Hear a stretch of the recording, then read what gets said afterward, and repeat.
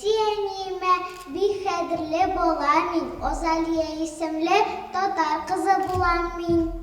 Конкурсантки презентовали свою визитную карточку. Через стихи и песни показали знание родного татарского языка. При этом оценивались не только речь и поставленный голос, но и национальные костюмы, неотъемлемой частью которых является калфак.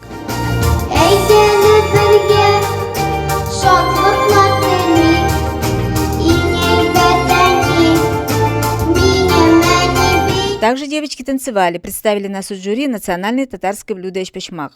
Бу татар кышыклары бәйгесен безнең инде 4-нче ел бара. Бөтен регионнарга, Татарстанга таралды бу. Этот конкурс 4-й год проводим. Он проходит по всему Татарстану, а также в различных регионах страны с участием детей 6-7 лет.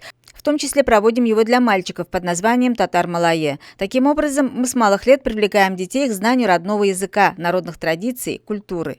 Biz менә тикмәгә генә шәле улыннан башламадык, чөнки мин инде әйтеп киттем, иң зур татар авылларының берсе. Мы не случайно начали проведение в районе этого конкурса с села Шали. Это самое крупное татарское село республики. Надеемся, что конкурс «Татар кызчыгы» состоится и в других наших татарских селах и завершится большим районным конкурсом.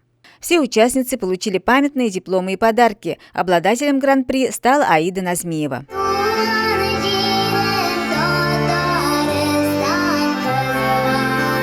Примечательно, что подобные конкурсы проводятся и для девочек постарше. Это Сюмбель Гузале и другие. С 18 лет девушки участвуют уже в республиканском конкурсе «Татар кызы». Совсем недавно на его зональном этапе район представила Фируза Губайдуллина, участница и победительница международных республиканских районных конкурсов. Ее соперницами стали татарские красавицы из 11 районов республики. Так как Фирузе нет еще 18 лет, девушка не попала в число финалистов, но ее пригласили на следующий год. Так что у нашей землячки все впереди.